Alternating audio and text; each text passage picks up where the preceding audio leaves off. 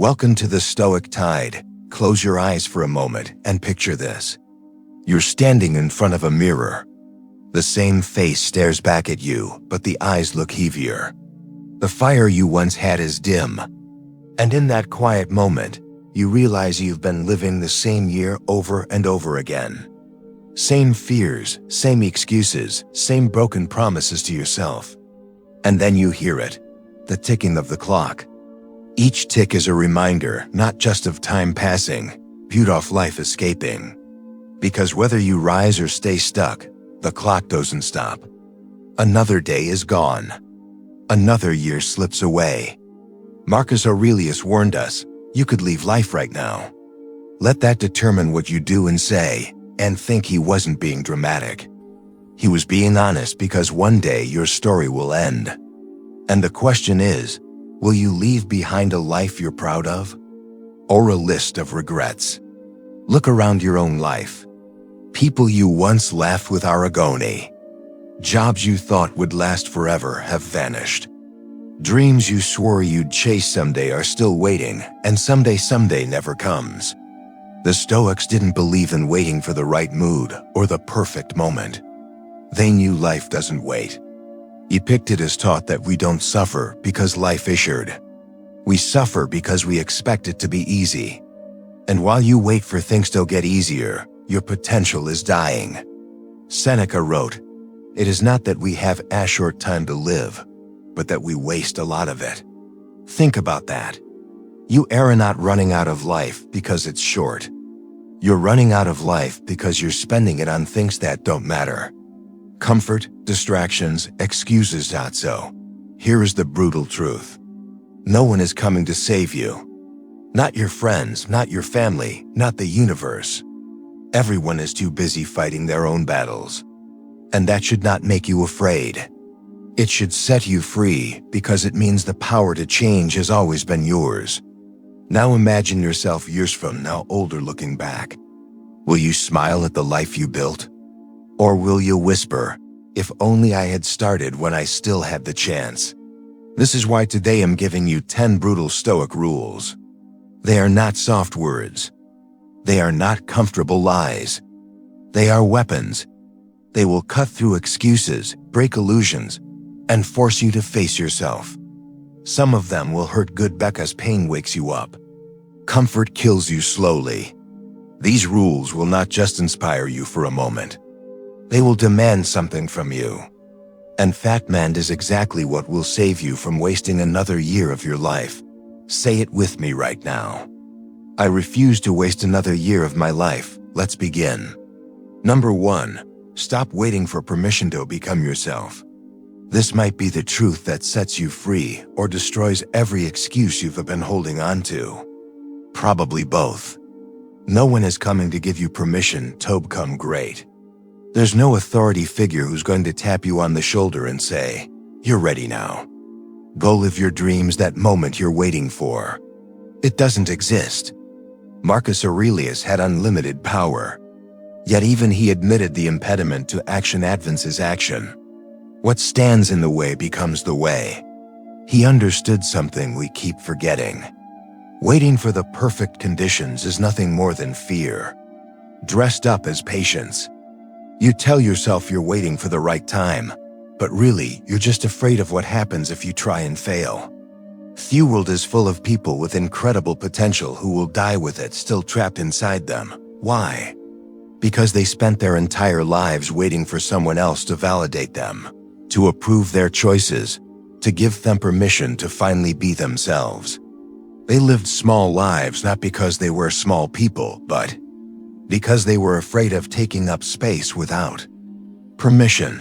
Epictetus told his students, if you want to improve, be content to be thought foolish and stupid. That's revolutionary.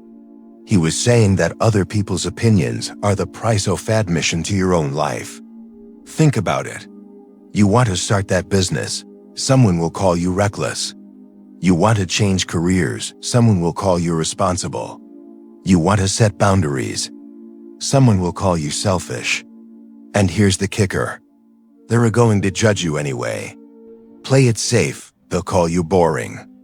Take risks, they'll call you foolish. Succeed, they'll say you were lucky. Fail, they'll say they knew it all along. You cannot win the game of other people's approval. So stop playing it. The Stoics practice something called premeditation of adversity, imagining the worst that could happen and realizing they could handle it. So let's do it right now. What's the worst that happens if you stop waiting for permission? Someone laughs. You fail. You look stupid. And then what? You get up. You try again. That's it. That's the worst case. And it's nowhere near as bad as dying with regret. You already have everything you need inside you. Not eventually. Not when you're smarter, richer, or more prepared right now. The version of you that is capable of extraordinary things is already here, suffocating under layers of what will people think and maybe someday. Seneca said it best. We are more often frightened than hurt, and we suffer more in imagination than in reality. Your fear of judgment is worse than judgmentisfe. Your fear of failure is heavier than actual failure. You're torturing yourself with imaginary consequences while your real life is passing you by. So stop asking for permission and start taking responsibility. When you wait for permission, you give away your power. When you take responsibility, you'll claim it. Every day you wait is a day you choose to stay small. Every day you'll act is a day you choose to grow. The person you're meant to become doesn't need anyone's approval. They just need you to start. Write this in the comments to claim it as yours. I am enough right now to begin. Music. Number 2, accept that most of your pain is self-inflicted. This is going to hurt, but you need to hear it. Most of your suffering isn't happening to you. It's happening because of you.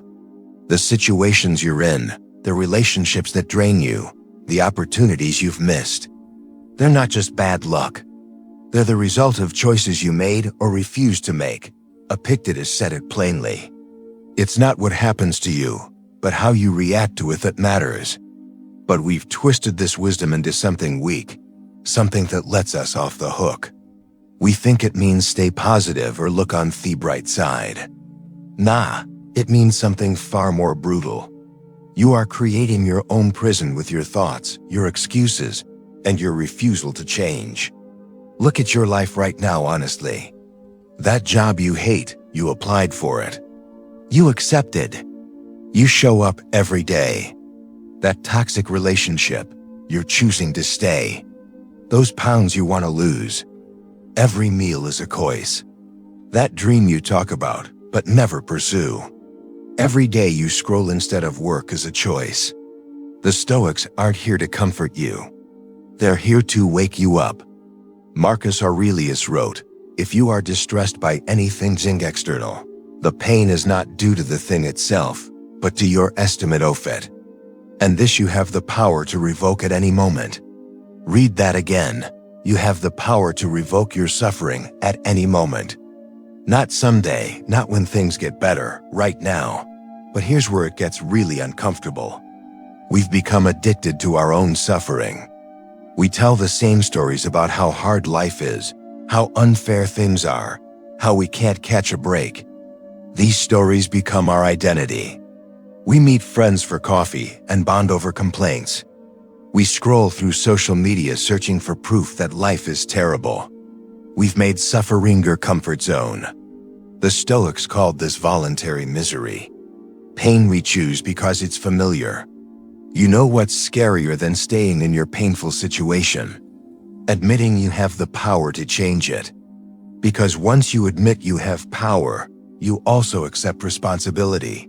And responsibility is heavy. It's easier to blame the economy, your parents, your circumstances, your bad luck. Think about your worst day last week. How much of that suffering was the actual event? And how much was you replaying it, worrying about it, catastrophizing it?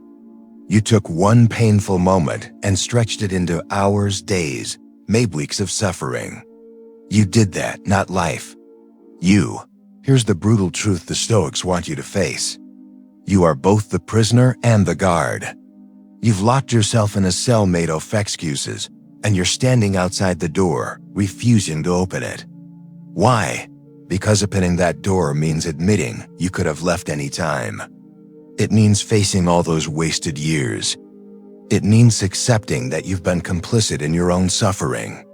But here's the beautiful part. The moment you accept this, everything changes. When you stop seeing yourself as a victim of circumstances and start seeing yourself as the author of your choices, you reclaim your power. Every situation becomes a decision point. Every problem becomes an opportunity to practice strength. The Stoics didn't deny that bad things happen. They buried children.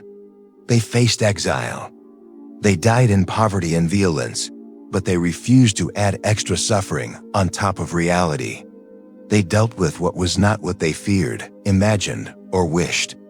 Starting today, catch yourself in the act. When you feel that familiar suffering rising, ask yourself, is this happening to me, or am I doing this to myself? That question will change everything. Number 3, comfort is killing your potential. Every single day, you're making a choice between comfort and growth. And if you're honest, you're choosing comfort almost every time. That's why you're stuck. That's why nothing's changing. Because your body, your brain, your entire biological system is designed to keep you safe and comfortable. And growth happens in exactly the opposite place. Marcus Aurelius wrote, "You have power over your mind, not outside events. Realize this, and you will find strength." But most people read that and missed the real message. Strength isn't found in your cozy routine. It's not hiding in your comfort zone. It's forged in the places that scare you, challenge you, push you beyond what you think you can handle. Look at your daily life. You wake up and immediately reach for your phone, comfort. You eat the same foods because they're familiar, comfort. You avoid that difficult conversion, comfort. You skip the workout, comfort. You stay in the relationship that's going nowhere, comfort. You remain at the job that's slowly killing your spirit, comfort. Every single one of these choices is a vote for the person you currently are, not the person you could become. Seneca wrote, "Set aside a certain number of days during which you shall be content with the scantiest and cheapest fare, with coarse and rough dress, saying to yourself the while, is this the condition that I feared?" Do you see the genius in this? He wasn't waiting for life to get hard. He was making effort on purpose. Why? Because when you voluntarily embrace discomfort, you remove its power over you. When you practice being uncomfortable, you realize discomfort won't kill you. In fact, it's where you come alive. Think about the best version of yourself. Theon you imagine when you're lying in bed at night. That person isn't sitting on the couch bench watching shows. They're not scrolling through social media for hours. They're not avoiding challenges. They're doing the hard things. They're rehaving the difficult conversations. They're pushing through resistance. They're uncomfortable, and they're doing it anyway. Epictetus taught, "No great thing is created suddenly." But we live in a world selling us instant gratification. We want abs without the workouts, wealth without the work, relationships without vulnerability, success without the struggle. And this delusion is destroying us. We've become so addicted to ease that we've forgotten how to endure. This might sting, but it's the truth. Every day you choose comfort. You're choosing to stay exactly where you are.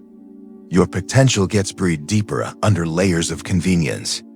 Your greatness suffocates under the weight of what feels easy in the moment. You think you're buying peace, but you're really selling your future. And one day you'll wake up and realize the price was far too high. You traded the life you could have built for the safety of a couch, a distraction, a temporary escape. The Stoics knew life would inevitably bring hardship, loss, pain, failure, rejection. So they trained themselves to handle it. They built their strength in advance. They chose voluntary discomfort so that involuntary discomfort wouldn't break them. What would happen if you started doing this today? What if you took cold showers to train your mind? What if you had that scary conversation you've been avoiding? What if you did the workout when you don't feel like it? What if you started your business even though you might fail? What if you chose growth over comfort just once today? That version of you that you admire, that you dream about being, they live on the other side of discomfort. And the only way to meet them is to walk through the fire that stands between you. Write this down below to strengthen your mindset. Choose growth over comfort, starting today. Number 4. Your opinions are not facts and they're destroying you. Here's something that's going to shake your entire worldview. Most of what you believe about yourself and your life is just an opinion you've repeated so many times that you've convinced yourself it's true. You're not actually incapable. You're not actually unlucky. You're not too old, too young, too broken, or too far behind. You just believe you are. Epictetus made this startlingly clear. Men are disturbed not by things but by the views which they take of them. Stop and think about that. The thing holding you back isn't the obstacle itself. It's your interpretation of it. You've created a story about what things mean. And that story has become your reality. Someone criticizes you and you tell yourself, I'm not good enough. But that's not a fact. That's an opinion. Some Epictetus where you failed and you tell yourself, I don't have what it takes. Opinion. You try something new and it feels difficult and you decide, I'm not naturally talented at this. Opinion. Every single limiting belief you carry is just a thought you gave too much power. The Stoics practiced radical objectivity. Marcus Aurelius would look at expensive purple robes and say, this is just sheep's wool dyed with shellfish blood. He looked at wine and said, this is just fermented grape juice. He wasn't being cynical. He was stripping away the judgments to see reality clearly. And when you remove the drama from your descriptions, you remove the power from your fears. Try this right now. Think about your biggest problem. Now describe it without emotional ang, without interpretation, without a story. Just the facts. I have $5,000 in debt. Different from I'm drowning in debt and I'll never get out. I weigh $200. Different from I'm fat and disgusting and no one will ever love me. Do you see it? You're adding suffering on top of micro facts. Seneca watched this same pattern in Rome. He wrote, we are more often frightened than hurt, and we suffer more from imagination than from reality. People weren't suffering from their circumstances. They were suffering from their catastrophic interpretations of their circumstances. They were telling themselves horror stories and then wondering why they felt terrible. But here's where this gets powerful. If your opinions created your suffering, then new opinions can create your freedom. That story about who you were reamed what you're capable of. You wrote it, which means you can rewrite it. That person who says, I'm terrible at public speaking, has decided a few bad experiences to find their entire future. But what if they said instead, I just haven't practiced public speaking much yet. Different opinion, different reality, different future. The person who says, I always fail 8 relationships, has turned pain into a permanent identity. But what if they said, I'm learning what works and what doesn't in relationships. Same history, completely different meaning. This is what the Stoics mean by controlling your mind. Not positive thinking, not denying reality, but recognizing your interpretations are not reality. They're just one possible way of seeing things. And if one interpretation makes you weak and stuck, while another makes you strong and free, why wouldn't you choose the one that serves you? Marcus Aurelius faced the same chaos you face. He reminded himself daily, everything we hear is an opinion, not a fact. Everything we see is a perspective, not the truth. He ruled an empire and still had to check his own thoughts because even emperors can confuse opinions with facts. Starting today, Become aware of your opinions masquerading as facts. Catch yourself saying, I am. I can't. Always, I never. These are the sentences that build your prison. Question them, challenge them, rewrite them. Number 5, stop performing your life for an audience that doesn't exist.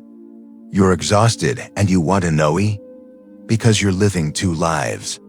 The one you're actually living, and the one you're pretending to live for everyone else.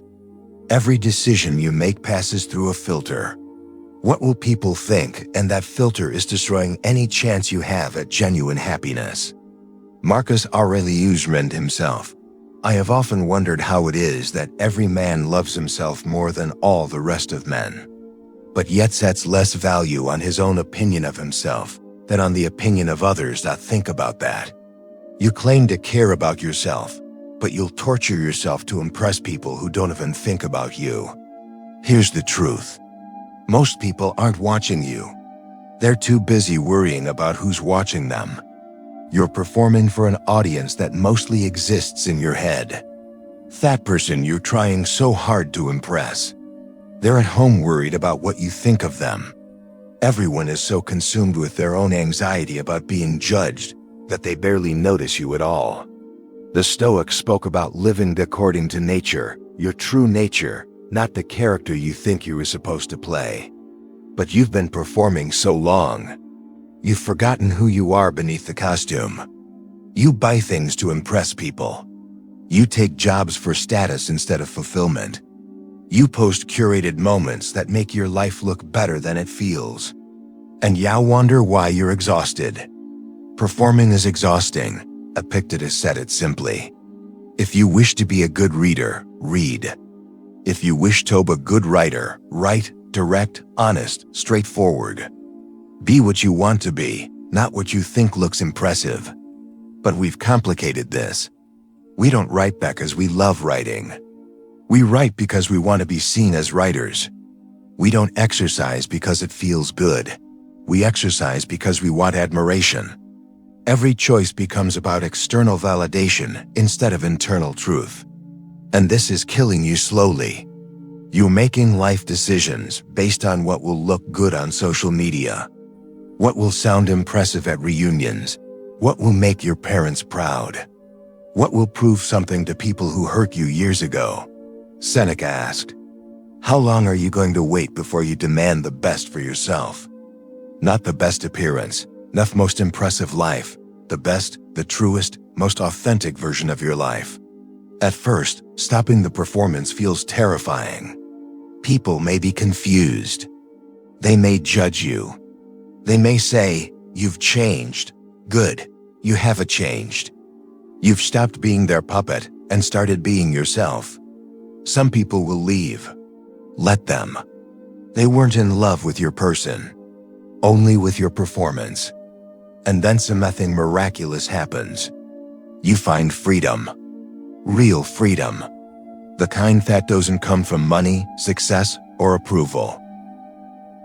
The freedom of knowing your life belongs to you. That your choices are yours. That you're living for an audience of one yourself and that audience finally approves. Marcus Aurelius had the entire empire watching him.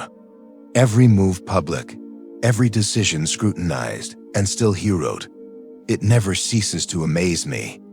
We all love ourselves more than other people, but care more about their opinion than our own."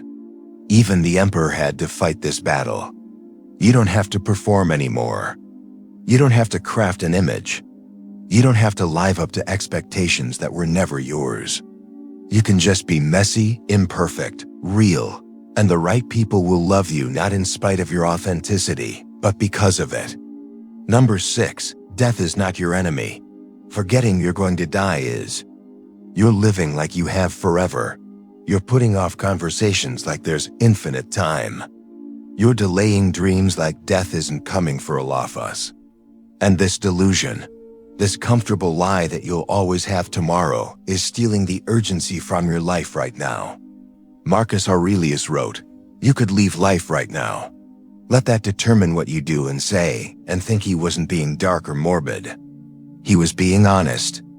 Every morning you wake up is a gift. One you didn't earn and one you can't guarantee you'll receive again. And yet you wasted scrolling, complaining, postponing, pretending you'll live forever. The Stoics practiced memento mori. Remember you will die. They kept skulls on their desks. They meditated on death daily, not because they were depressed, but because they understood something we've forgotten. Death is what makes life precious. When you truly accept that your time is limited, everything changes. Suddenly, petty arguments seem pointless. Grudges feel like burdens. Dreams can't wait. The people you love become urgent. Think about someone you've lost. A parent, a friend, anyone. Remember that last conversation you had with them? If you had known it was the last one, you would have said different things. You would have hugged them longer. You would have told them what they meant to you. But you didn't though. You thought there was more time. There's always more time until there isn't, Seneca said. It is not that we have a short time to live, but that we waste a lot of it. So look at your yesterday. How many hours did you spend on things that won't matter in a year? How much time did you give to worry, to fear, to mindless distraction? If yesterday was your last day, would you be proud of how you spent it? Death itself isn't the tragedy. The tragedy is dying with books unwritten, trips not taken, love unexpressed, potential untapped, apologies never given, risks never taken. It's the weight of I could have but I didn't crushing you when it's too late to change it. The Stoics' new death anxiety comes from life unlived. When you're living fully, aligned with your values, pursuing what matters, loving openly, growing constantly. Death loses its sting. You're not afraid of dying because you're actually living. Epictetus taught, don't explain your philosophy. Embody it. Stop talking about what you'll do someday. Stop planning the life you'll live when conditions are perfect. Stop waiting for permission or confidence or the right moment. You're dying right now. Every second you hear this, you're closer to your last breath. That's not meant to scare you. It's meant to wake you up. What would you do today if you knew you had 1 year left? 6 months? 1 month? Now here's the real question. Why aren't you doing that right now?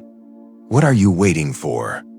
More money, more time, more confidence. Those are just excuses your fear uses to keep you safe and small. Marcus Aurelius wrote, do not act as if you had 10,000 years to live, but that's exactly how you're living.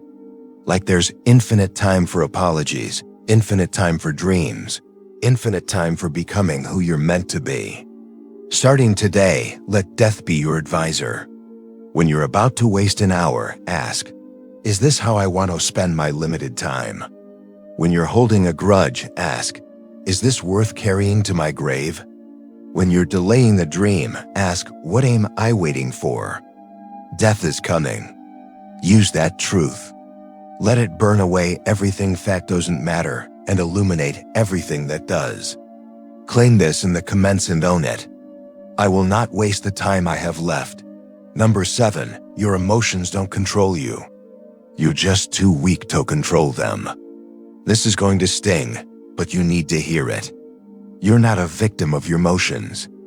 You're complicit with them.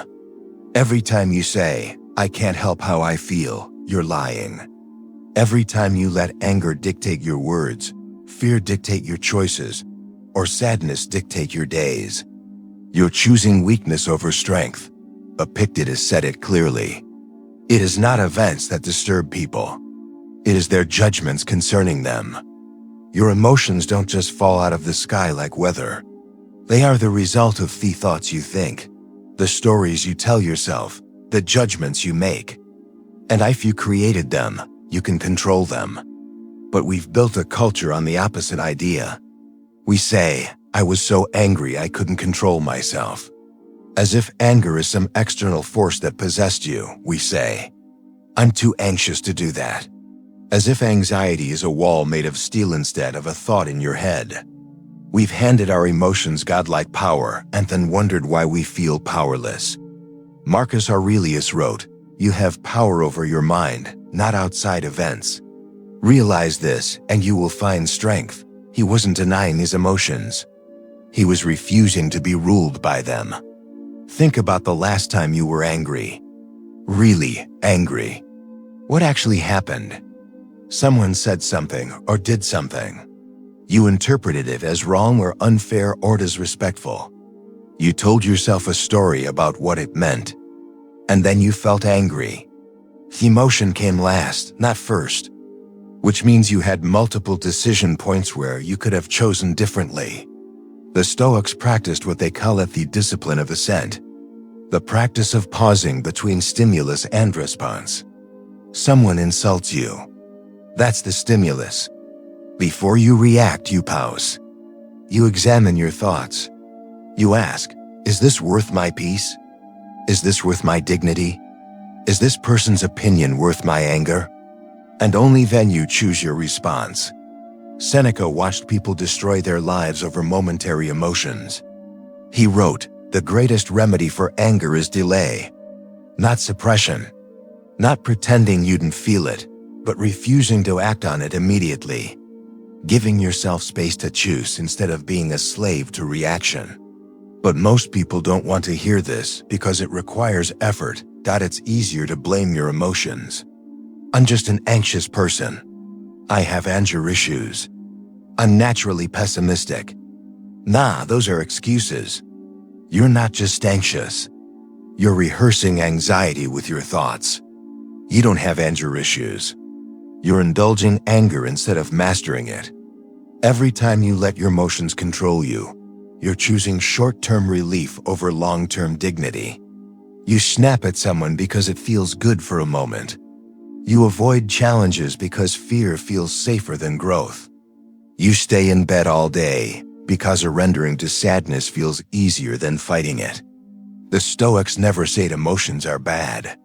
Fear, anger, sadness, these are human. But just because you feel something doesn't mean you have to obey it. You can feel fear and act with courage. You can feel anger and respond with wisdom. You can feel sadness and still show up for life. This is what separates the strong from the weak. Not the absence of emotion, but the refusal to be controlled by it. The strong person feels the same fear the weak person feels. They just don't let it make their decisions. Starting today, stop saying, "I can't help it." You can. Stop saying, "That's just how I am." You're choosing to be that way. Take responsibility for your internal world the same way you take responsibility for your external actions. Put this in the comments if it speaks to your soul. I feel my emotions, but I control my actions. Number 8, you're obsessed with things you can't control, and it's making you miserable. Here's why you're exhausted, frustrated, constantly disappointed. You're spending all your energy trying to control things that were never yours to control. You're trying to control what people think of you, how the world treats you, what happens tomorrow, what happened at Easter. And this futile battle is destroying your peace. Epictetus gave us most important distinction in all of Stoic philosophy. Some things are within our power while others are not. That's it. That's the key to everything. Hatton lists what's in your control. Your opinions, your choices, your desires, your aversions. Basically your inner world. Everything else not your problem, but you don't live this way. You wake up worried about the weather. You stress about the economy. You lose sleep over what your neighbor thinks. You replay conversations trying to change what someone said. You worry about getting sick, getting old, getting rejected. You're trying to control the entire universe, and the universe doesn't care about your plans.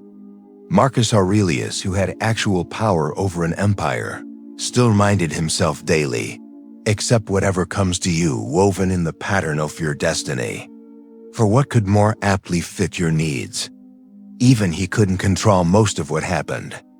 Plagues came, enemies attacked, people hatred betrayed him, and his response, accept it and focus on what he could control. His response, think about how much energy you waste on things outside your control. You can't control if you get the job, but you waste energy worrying instead of preparing the best application you can. You can't control if someone loves you back, but you waste energy trying to manipulate their feelings instead of being genuinely yourself. You can't control the past, but you waste energy replaying it, wishing it were different. Seneca watched people torture themselves. This way, he wrote, there are more things likely to frighten us than there are to crush us. We suffer more often in imagination than in reality.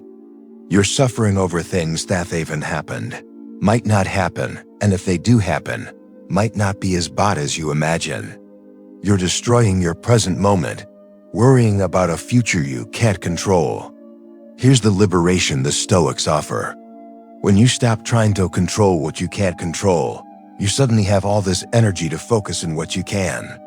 You can't control if people like you, but you can control being a person worth knowing. You can't control the outcome, but you can control the effort. You can't control what life throws at you, but you can control why you become in response. This doesn't mean giving up or being passive. It means directing your power where it actually matters. The person who accepts they can't control the weather doesn't sit in the rain complaining. They get an umbrella. They focus on what they can do, not what they wish were different. Think about your biggest source of stress right now. I guarantee it's something outside your control. You're stressed about what might happen, what someone might think, what could go wrong, and all that stress. It's not changing anything except your blood pressure and your peace of mind. The Stoics practiced what they called the dichotomy of control. Before reacting to anything, they'd ask, is this within my control or not? If not, they'd let it go immediately. No argument with reality, no wishing it were different, just acceptance and redirection of energy toward what they could actually influence. Your boss's mood, not your control. Your reaction to your boss's mood, completely your control. The traffic, not your control. Whether you let traffic ruin your day, your control. Whether someone respects you, not your control. Whether you respect yourself and live according to your values, your control. This is where real power lives, not in controlling the world, but in mastering yourself. When you stop fighting reality and start working with it, everything becomes easier. Not because life gets easier, but because you stop making it harder than it needs to be. Number 9. Your comfort zone is a slow death. You think you're living, but you're just existing. You think you're being safe, but you're actually dying slowly, one comfortable choice at a time. Every day, you choose the familiar over the challenging. You're choosing to remain exactly who you are instead of becoming what you could be. Marcus Aurelius understood this completely. He wrote, confine yourself to the present. But he didn't mean hide in your comfort zone. He meant fully engage with what's in front of you, including especially the things that scare you. He knew growth only happens at the edge of your capabilities, not in the middle of your comfort. Here's the truth you don't want to face. Your comfort zone is shrinking. Every time you avoid something difficult, the zone gets smaller. You avoid one social situation and the next zone becomes scarier. You skip one workout and getting back becomes harder. You delay one difficult conversation and speaking up becomes more impossible. Your comfort zone isn't protecting you, it's imprisoning you. The Stoics believed in voluntary hardship, deliberately choosing difficulty to build strength. Seneca would regularly practice poverty, sleeping on hard surfaces, eating simple food. He wrote, set aside a certain number of days during which you shall be content with the scantiest and cheapest fare, with coarse and rough dress, saying to yourself the while, is this the condition that I feared? Why would Samin wealthy do this? Because he understood that comfort makes you fragile. When you only experience ease, you become terrified of difficulty. When you only know plenty, you become paralyzed by the fear of loss. When you only stay comfortable, you lose your ability to handle discomfort. And life is full of unavoidable discomfort. Think about what you're avoiding right now. That project you're procrastinating, that conversation you need to have. That risk you're too scared to take. That habit you know you need to change. What's stopping you? Fear, and what's feeding that fear? Your commitment to staying comfortable. Epictetus said, difficulties are things that show what men are. You don't discover who you are in comfortable moments. You discover it when you're challenged, when you're scared, when you're pushed beyond what you think you can handle. Every time you choose comfort over growth, you're choosing to never meet the strongest version of yourself. Your ancestors didn't have comfort zones. They couldn't afford them. They faced cold hunger, predators, uncertainty every single day. And that hardship forged them into survivors. Now we have climate control, food delivery, entertainment on demand, and we're weaker than ever. Not physically weak, mentally and emotionally weak, unable to tolerate the slightest discomfort without falling apart. Here's what happens when you start deliberately choosing discomfort. At first, it's terrible. That cold shower is shocking. That difficult conversation is awkward. That workout is painful. That creative project exposes you to judgment. But then something shifts. You realize discomfort doesn't kill you. You realize you're stronger than you thought. You realize that the feeling of growth is better than the feeling of comfort. The Stoics knew life would inevitably bring hardship, loss, failure, pain, rejection. They couldn't prevent it, but they could prepare for it. They could build their strength in advance by voluntarily embracing difficulty. They could shrink the gap between their comfort zone and reality. What would your life look like if you stopped avoiding discomfort? What if you did the hard thing first, every day? What if you sought out challenges instead of hiding from them? What if you measured your day not by how comfortable it was, but by how much you grew? That person you admire, the one who's fit, successful, confident, living their dreams, they didn't get there by staying comfortable. They got there by doing uncomfortable things until those things became comfortable, and then finding new, uncomfortable things to tackle. Your comfort zone is not your friend. It's a beautiful prison where dreams go to die. And you're choosing it every single day. Number 10. You're waiting for motivation, but discipline is what you actually need. Here's the lie you've been sold. Wait until you feel motivated, and then you'll act. Wait until you're inspired, and then you'll create. Wait until you're confident, and then you'll take the leap. And while you're waiting for these magical feelings to arrive, your life is passing you by. Years are disappearing. Dreams are dying. Potential is rotting. Marcus Aurelius woke up every day to rule an empire. Do you think he felt motivated every morning? Nah, he wrote, at dawn, when you have trouble getting out of bed, tell yourself, I have to go to work as a human being. What do I have to complain of if I'm going to do what I was born for, the things I was brought into the world to do? He didn't wait for motivation. He reminded himself of his duty and got up anyway. The Stoics understood something we've forgotten. Motivation is a feeling, and feelings are unreliable. Some days you feel motivated, most days you don't. If you only act when you feel like it, you'll accomplish almost nothing. Discipline is doing what needs to be done regardless of how you feel. That's the difference between people who achieve their goals and people who just dream about them. Epictetus taught, first say to yourself what you would be, and then do what you have to do. Notice the order. First decide who you want to be. Then do what that person does. Not when you feel like it, but because it's who you've decided to be. The disciplined person isn't more motivated than you. They've just committed to showing up regardless of motivation. Think about every goal you've abandoned, every New Year's resolution that lasted 3 weeks, every promise you made to yourself that you broke. What happened? You started motivated. And when that motivation faded, you quit. You thought motivation was the fuel. But motivation is just the spark. Discipline is the fuel that keeps you going when the spark is long gone. Seneca watched people wait their entire lives for the right moment, the right feeling, the perfect conditions. He wrote, "While we wait for life, life passes." You're waiting to feel like working out, waiting to feel like starting the business, waiting to feel like having the hard conversation, waiting to feel like changing. And while you wait, nothing changes. Here's what a zipline actually looks like. It's writing when you don't feel inspired. It's exercising when you're tired. It's being kind when you're angry. It's sewing up when you want to hide. It's doing the work when every part of you wants to scroll, sleep, or quit. It's choosing who you want to become over how you currently feel. The Stoics built discipline through daily practice. They didn't wait for motivation to be virtuous. They practiced virtue until it became automatic.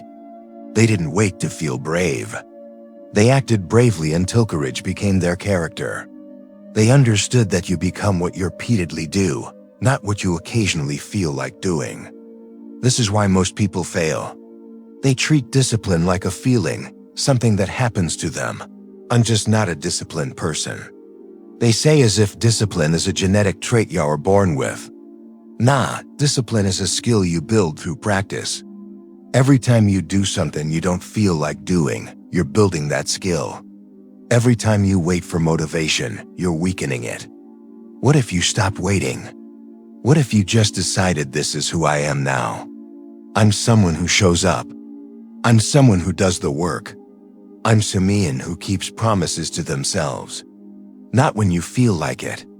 Not when it's easy. Always. That decision. That commitment is what separates the people who change their lives from the people who just think about it. Echo this in the comments to remind yourself daily.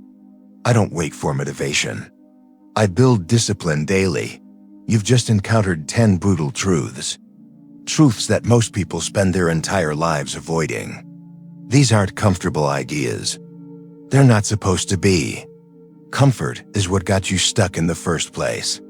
These Stoic principles are designed to shake you awake, to force you to look at the gap between who you are and who you could be. Marcus Aurelius wrote, "Waste no more time arguing about what a good man should be. Be one." That's what it all comes down to. You can watch this video nod along, feel inspired for 20 minutes, and then go right back to your old life. Or you can decide that today, right now, is the day. Everything changes. The Stoics didn't write their philosophy for scholars or academics. They wrote it for people like you. People struggling with fear, procrastination, self-doubt, wasted potential. They wrote it for people capable of more but trapped by their own limitations. Every single one of these rules requires action. Not someday action. Not when I'm ready action. Today action. Stop waiting for permission and become yourself. Accept that you're creating most of your own suffering and choose differently. Embrace discomfort instead of hiding from it.